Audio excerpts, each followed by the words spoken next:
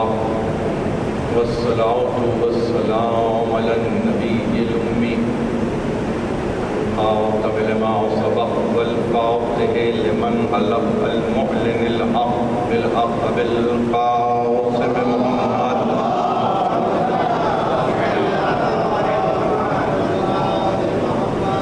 أهل بيته الطيبين الطاهرين المعصومين المظلومين الذين أذهب الله عنهم الرجس وطهرهم تطهيرا.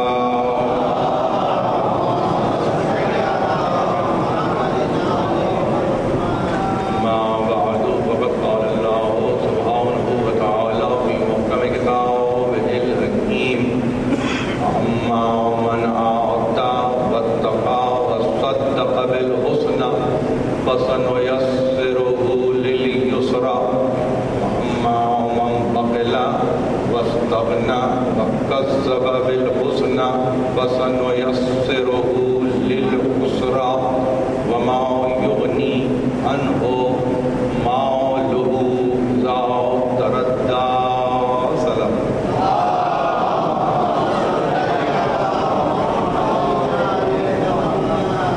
میزان محترم، یہ سلسلے کی 18ویں تقریر ہے اور مطالب قرآن کے بیان کے تعلق سے سورہ لیل پر اپنی تمام تر توجہات کو مرکوز رکھتے ہوئے ہم اپنے سفر میں آگے بڑھ رہے ہیں. آج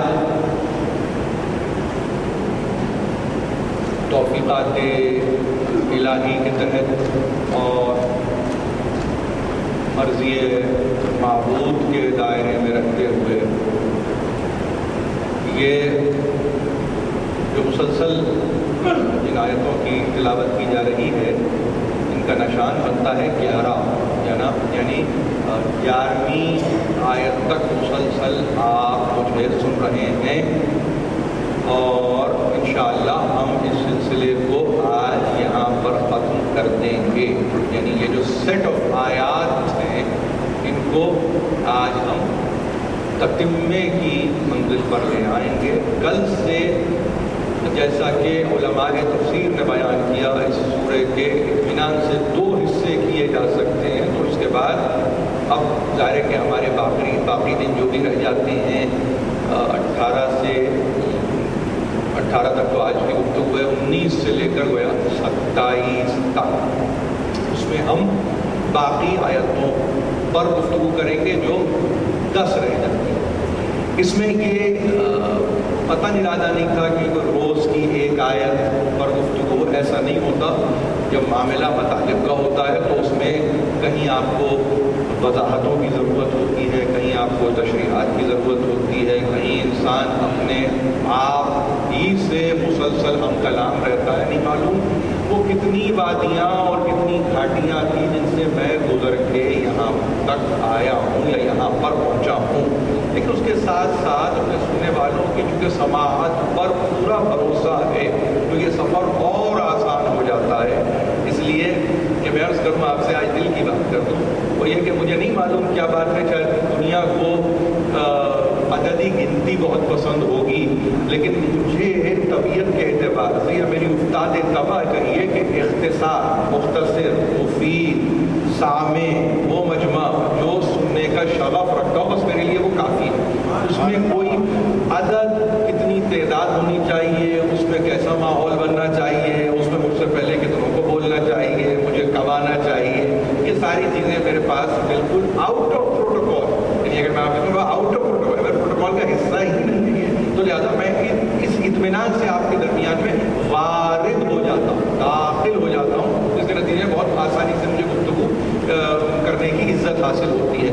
اب کل ہی کی تقریر کو دیکھیے، ظاہر ہے کہ ایسا نہیں ہے کہ ہم اپنے کہے ہوئے کلام کو کسی طرح سے پیچھے چھوڑ کے آگے بڑھ جاتے ہیں. انسان رجوع کی منزل میں رہتا ہے اور یہ منزل بڑی اہم منزل ہے، اس کو رجوع کرتے رہنا چاہیے. اور یہ سلسلہ یعنی جس کو آپ رجوع کا سلسلہ کہیں، یہ آپ کو ایک ایسا ڈسپلن دیتا ہے، ایک ایسی یوں سمجھیے کہ آپ کی تربیت فکر و نظر کرتا ہے جس میں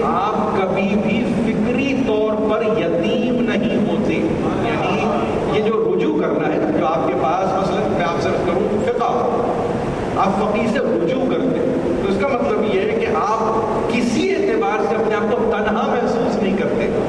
اصل میں تنہائی ہی یتیمی ہے. اب اگر انسان اس تنہائی کو اس طرح سے ختم کرے کہ اپنے کسی بڑے سے، اپنے کسی بزرگ سے، اب وہ فقیر ہو، وہ مجتہد ہو، وہ عالم دین، رجوع کرے، یعنی آپ نے رجوع کیا، اب آپ کی وہ تنہائی یعنی فکری تنہائی ختم ہوئی، وہ اس تنہائی میں آپ کا ساتھی بن گیا، وہ اس میں آپ کا معاون بن گیا، تنہائی بھی دور ہوئی، اور اس تنہائی نے نہ صرف یہ کہ دور ہوتے ہوتے اپنی تکلیف سے برات کا اعلان کیا، بلکہ ایک ایسی صورت پیدا ہوئی جس میں کہ اب آپ کو صحبت نصیب ہوئی، تو تنہائی صحبت میں بدل گئی، اور بہتر صحبت، اس سے بہتر اور کیا صحبت ہو سکتی ہے. تو اب میرے لیے بھی ظاہر ہے کہ تنہائی سی تنہائی تو رہتی ہے، مگر اس میں جب قرآن آپ کے مطالعے میں رہتا ہے تو پھر وہ تنہائی تنہائی نہیں رہتی، بلکہ وہ صحبت بن جاتی، اور ایسی صحبت کہ کلام باری مسلسل آپ سے ہم کلام ہے، فرمان الہی آپ سے مسلسل ہے کہ گفتگو کر رہا ہے. ہمارے پاس ہم نے چیزوں کو فریز تو نہیں کیا، جیسے میں نے عرض کیا 11 ہجری میں فریز کر کے تو نہیں زندگی آگے بڑھ رہی ہے، ہم سے تو مسلسل قرآن گفتگو کر رہا ہے. اور اب ہم ہیں اور ہمارا قرآن ہے، ہم ہیں ہماری استعداد ہے، ہم ہیں ہم میں استطاعت ہے کہ ہم کس طرح سے اس پیغام کو، اس فرمان کو، اس قول کو لے رہے ہیں، جذب کر رہے ہیں. بالکل اسی طرح سے ظاہر ہے کہ انسان اپنے کہے ہوئے پر توجہ کرتا ہے، رجوع کرتا ہے، تو اس میں ایک چیز جس پر کہ صرف ایک نشان کی قلب سے غلطی ہوئی، اور وہ یہ کہ میں نے ایک آیت کا حصہ پڑھا، وَمَن يُوقَ شُحَّ نَفْسِهِ فَأُولَٰئِكَ هُمُ الْمُفْلِحُونَ. یہ کہنے کے فوراً بعد میں نے کہا یہ سورہ محمد سے آیت ہے. یہ سورہ محمد نہیں ہے، یہ سورہ تغابن ہے. لیکن کتنا انسان کو، میں انتہائی سچائی سے آپ سے گفتگو کر رہا ہوں، ذرا سا یعنی ایک چوک ہے، اس کو میں چوک کہوں گا، وہ 47واں سورہ ہے، یہ 64واں سورہ ہے. ایک دوسری بات یہ کہ یاد رکھیے کہ آپ مسلسل جو کہ قرآن کا مطالعہ کرتے ہیں تو ممتحنہ کے بعد، صف کے بعد، جمعہ کے بعد، منافقون کے بعد آیا تغابن. اب تغابن کے بعد طلاق ہے، تحریم ہے، ملک ہے، قلم ہے. اب یہ سورہ اس طرح سے پھر آگے بڑھتے چلے جاتے ہیں. تو یہ جو یعنی ایک آیت کا ٹکڑا تھا، اس میں صرف ایک یعنی معمولی بظاہر، لیکن اگر اس کو میں درست نہ کرتا تو یہ غیر معمولی بات ہو جاتی. یہ میرے لیے لازم اور اس کا تعلق نہیں، یہ کوئی ذہن میں نہ یہاں بیٹھا ہوا نہ سمجھے کہ شاید رمضان کا ایک تصور ہے جس میں کہ یہ صرف نہیں، میری طبیعت ہی کچھ اس طرح کی. اگر مجھ سے کوئی ایسی بات ہوئی ہو تو میں فوری طور پر یعنی اس کو درست کر دیتا ہوں. اور رمضان ہو کہ شوال، اس میں مہینوں سے فرق نہیں پڑتا. ظاہر ہے اس میں انسان چاہیے بنیادی طور پر، اور اس میں کسی تعلق سے بھی اسے شرم نہیں کرنا چاہیے. یہ نوجوانوں سے گفتگو کر رہا ہوں. اس کا مطلب یہ ہے کہ کبھی آپ سے کوئی فاش غلطی ہو جائے تو آپ پیچھے نہ ہٹیں، آپ یہ نہ کہیں کہ نہیں یہ تو مجھ سے تو نہیں ہوئی. نہیں، بضد ہونے کی اور اڑ جانے کی ضرورت نہیں ہے، اس لیے کہ یہ قرآن کی تعلیم نہیں ہے، قرآن کی تعلیم نہیں. اب اس میں کیا فائدہ ہوگا؟ آپ دیکھیے، یہ ہے میں اب جو گفتگو آج کی تقریر ہماری آگے بڑھی، اس میں میرا فائدہ کیا ہوگا؟ ایک پوری تقریر میرے سامنے آ گئی، میری اپنی ایک کوتاہی کے نتیجے میں پوری تقریر سامنے ہے. تغابن جو کل میں نے یعنی یہ کہہ کر کہ محمد وہ تغابن کو اس کا حصہ تھا، آج دیکھیے پروردگار نے مدد کی. اور میں آپ سے عرض کروں کہ موضوع کیا تھا. موضوع یہ تھا، کل کی تقریر کا جو موضوع تھا میں نے عرض کیا تھا آپ سے، میں نے یہ کہا تھا کہ کچھ اصول معین کیے گئے ہیں. 17 رمضان کی تقریر تھی،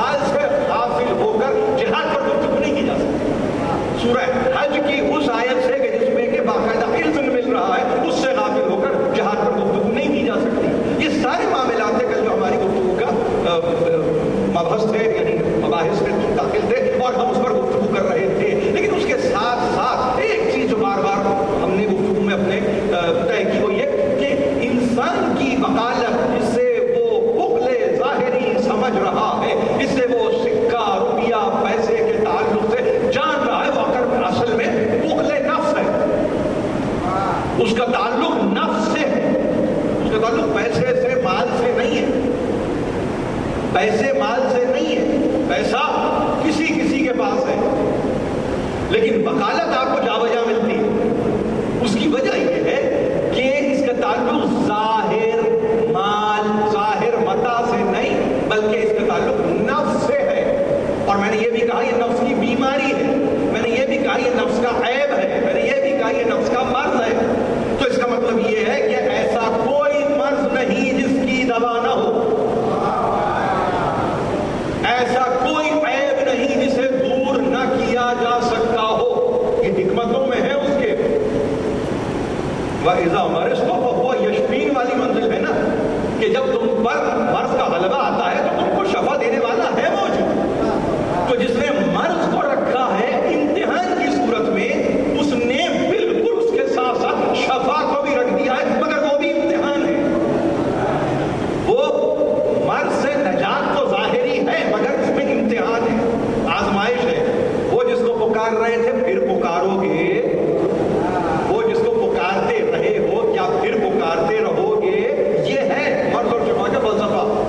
بالکل اسی طرح سے کل ہم نے جب بخل کے تعلق سے بات کی تو میں نے عرض کیا کہ یہ بخل اتنا بڑھتے بڑھتے یہاں تک پہنچا کہ اب انسان اپنے آپ سے غافل ہونا شروع ہوا۔ جب اپنے آپ سے غافل ہونا شروع ہوا تو اس کو یہ معلوم ہی نہیں ہوا کہ یہ عیب نفسی ہے، یہ عیب ذاتی ہے، عیب ظاہری ہے، عیب باطنی ہے۔ وہ آگے بڑھتا چلا اور آگے بڑھتے بڑھتے یہاں تک پہنچا کہ اب بے غیرتی ہے تو امیر المومنین نے کہا کہ وہ نتیجہ بخل ہے، وہ خوف ہے نتیجہ بخل ہے، وہ حزن ہے نتیجہ بخل ہے۔ کہیں کوئی غلطی ہوئی ہے جس کے یہ مظاہر نظر آنے لگے۔ اور اب قرآن مجید نے اس تعلق سے آپ کی تربیت کی اور یہ کہا دیکھو اصل بات تو یاد ہے، وہ بات یہ ہے کہ فَاتَّقُوا اللَّهَ مَا اسْتَطَعْتُمْ۔ یہ آپ کو حیران کر دینے والی آیت ہے۔ اب معلوم ہے کیوں میں نے کہا، کیا آپ نے اس ترکیب سے آیت کو کبھی نہیں سنا؟ بہت سنا، تقویٰ، اللہ کا تقویٰ، خوف خدا اختیار کرو، پرہیزگاری اختیار کرو، یہ ساری چیزیں ہیں۔ مگر یہ ہے دیکھیے وہ سورہ تغابن جس میں کہ وہ ایک چھوٹا سا ٹکڑا ہے وَمَن یُوقَ شُحَّ نَفْسِهِ فَأُولَٰئِکَ هُمُ الْمُفْلِحُونَ، وہیں سے میں آغاز سے اس کو گفتگو کر رہا ہوں۔ فَاتَّقُوا اللَّهَ مَا اسْتَطَعْتُمْ، سنو اللہ کا تقویٰ اختیار کرو، خوف خدا اختیار کرو جس حد تک کر سکتے ہو۔ آپ دیکھیے یہ قرآن ہے، قرآن جس کو آپ کو باہر بتایا جاتا ہے کہ کوئی جبر اور قہر کی لاٹھی ہے جو برس رہی ہے، ایسا نہیں ہے۔ وَاتَّقُوا اللَّهَ مَا اسْتَطَعْتُمْ، اردو زبان سے جو قریب ہے لفظ استطاعت اسی سے ہے۔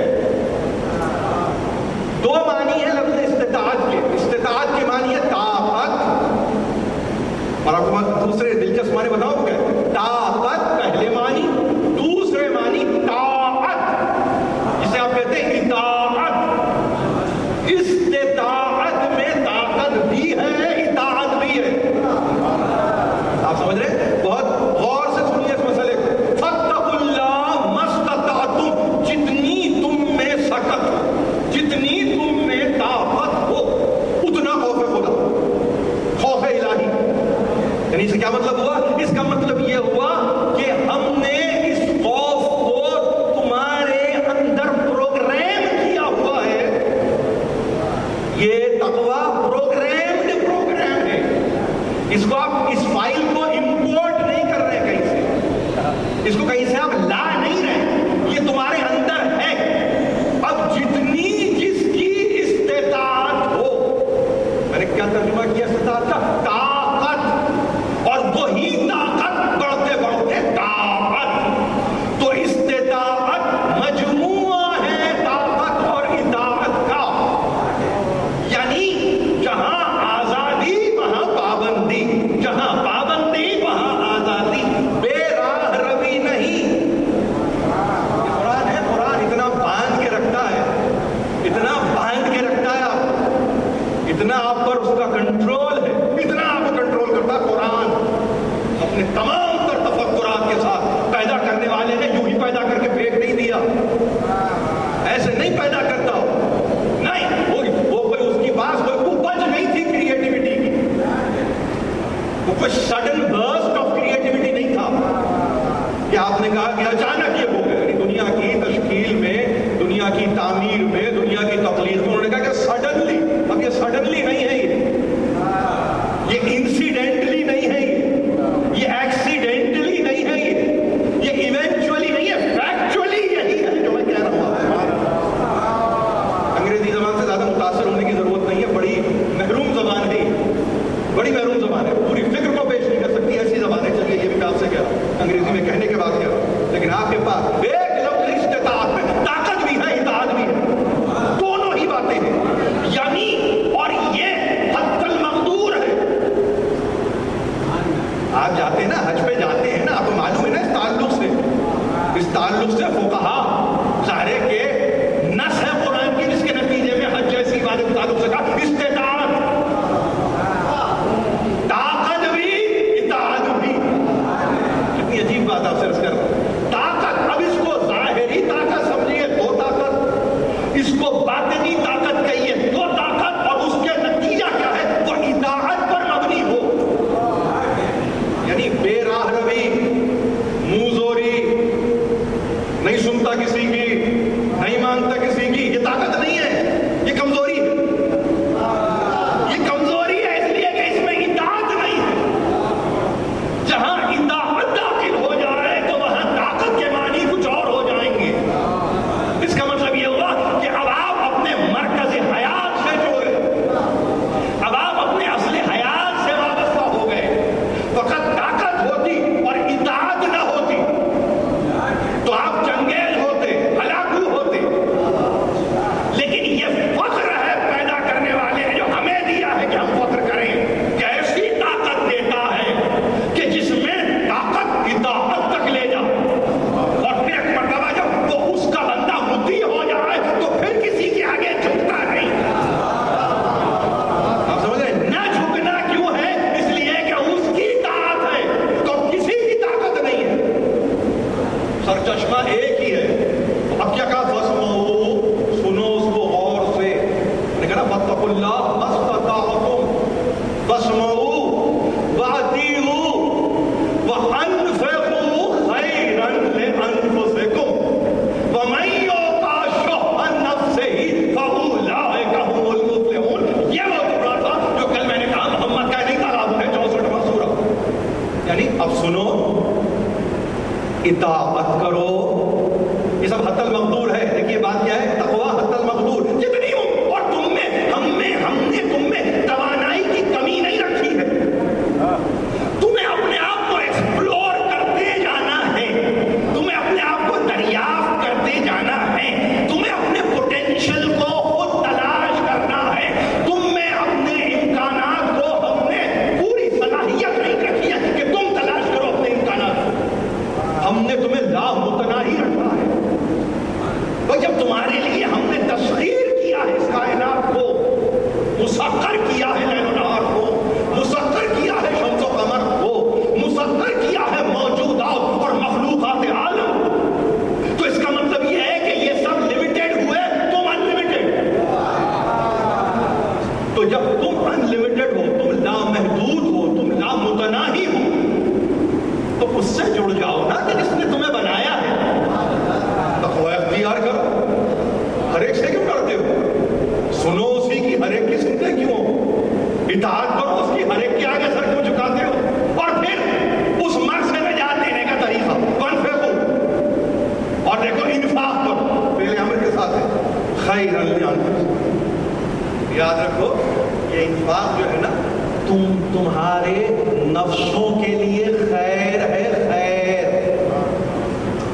یعنی ایک لفظ تو ہٹ گیا نا انفاق کے بعد، یعنی یہ شر نہیں ہے. اب یہ لفظ تو بہت دور ہو گیا. یہ تمہارے نفسوں کے لیے خیر ہے. اور اب اس کے بعد وہ تتمہ کلام جو کل کی گفتگو کا حصہ تھا کہ جس کا نفس حرص سے بچا لیا گیا، جس کے نفس کو بخل سے بچا لیا گیا، فَأُولَٰئِکَ هُمُ الْمُفْلِحُونَ. تو پھر ایسے ہیں جو فلاح یافتہ ہیں، ایسے ہیں جو بامراد ہیں، ایسے ہیں جو منزل پہ پہنچنے والے. بچا لیا گیا.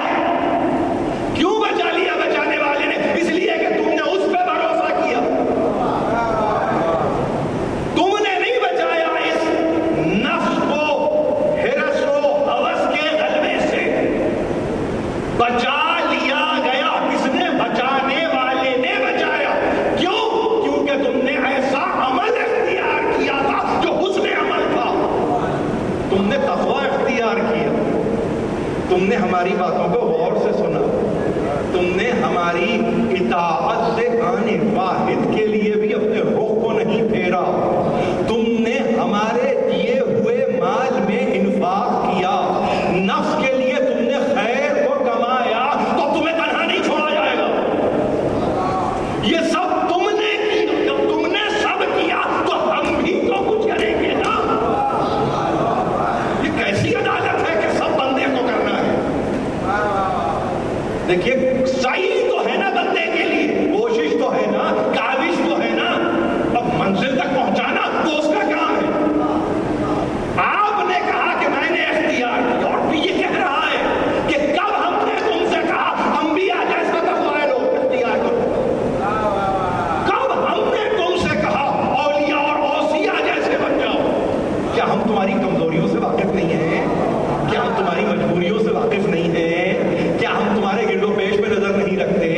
کیا ہم تمہارے زمانے سے ناواقف ہیں؟ کیا ہم جس دور میں تم رہ رہے ہو، جن مسائل کا تم شکار ہو، اس سے کیا ہم آگاہ نہیں ہیں؟ ہم سب جانتے ہیں یہ پیغام قیامت تک رہنے والا ہے۔ تو تقویٰ اس قدر اختیار کرو جتنی تم میں استطاعت ہے، اور استطاعت کی کمی نہیں ہے، اس لیے کہ استطاعت نتیجہ ہے طاقت و اطاعت ہے۔ ایک کے مطیع ہو گئے تو اب ہر ایک کو بتانے کی ضرورت نہیں ہے کہ میں اللہ سے اتنا ڈرتا ہوں، نہیں، تمہیں حساب نہیں لینا ہے کسی کو، اس کا کوئی میٹر نہیں ہے، اس کا کوئی گیج نہیں ہے، اس کا کوئی پیمانہ نہیں ہے، اور اس کا کوئی حساب لینے والا بھی نہیں ہے۔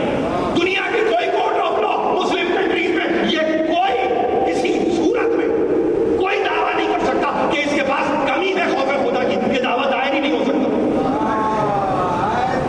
اتنی منہ شگافیاں قانون کی ہو رہی ہیں، اس کے باوجود کوئی چیف جسٹس کے پاس جا کے نہیں کہہ سکتا کہ تقویٰ کی کمی ہے، دعویٰ دائر کر، نہیں، آپ کے ڈومین سے باہر ہے، آپ کے ڈومین سے باہر ہے، آپ کی جو قدرت ہے نا ایک محدود، اس سے باہر ہے، یعنی کچھ ایسی چیزیں جس کے بارے میں آپ فیصل ہو ہی نہیں سکتے، فیصلہ ہی نہیں کر سکتے، اس لیے کہ آپ کے پاس کوئی صورت فیصلہ ہی نہیں ہے اس تعلق سے، لہذا آپ کو تو اس سے کر دیا الگ۔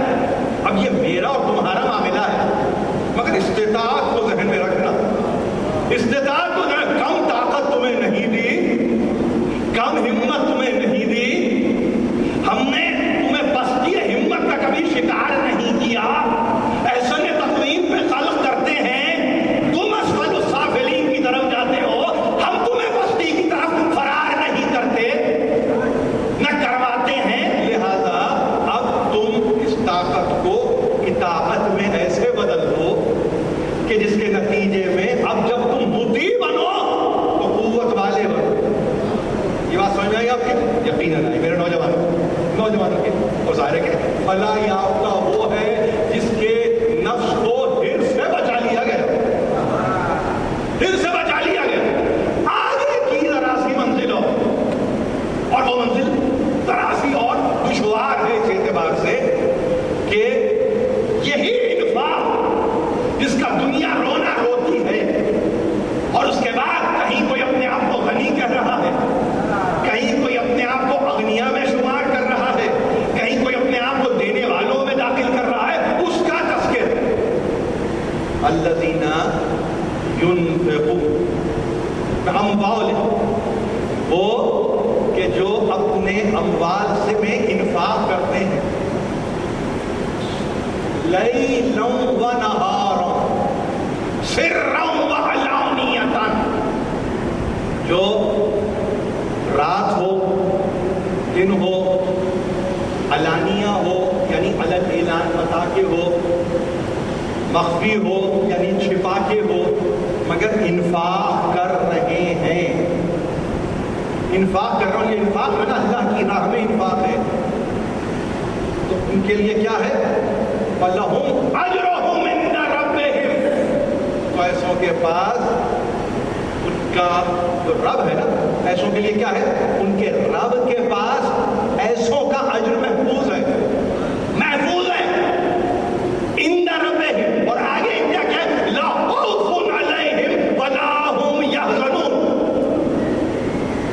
اب تھوڑا سا ہم آگے، یعنی انفاق کیا،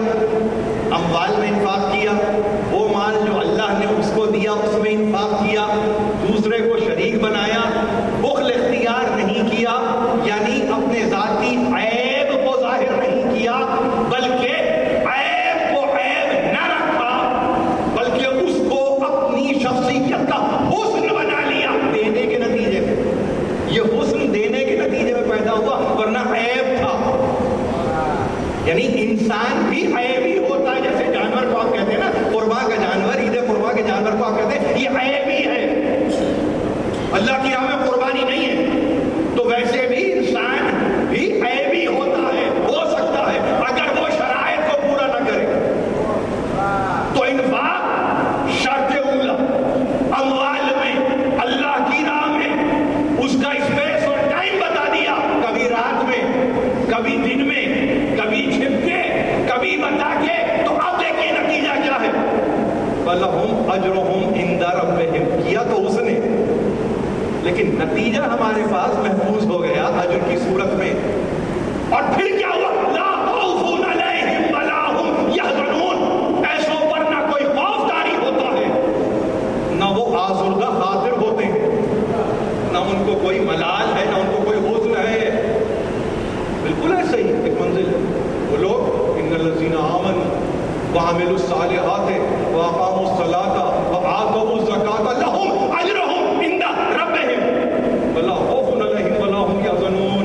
یہ تو انفاق کی منزل تھی، ایک منزل اور آئے آگے دراز آگے بقرہ ہے، بقرہ ہے کہ آگے دیکھیے 274 کی آیت تھی، اس کے آگے 4 آیتیں اور لے جائیں.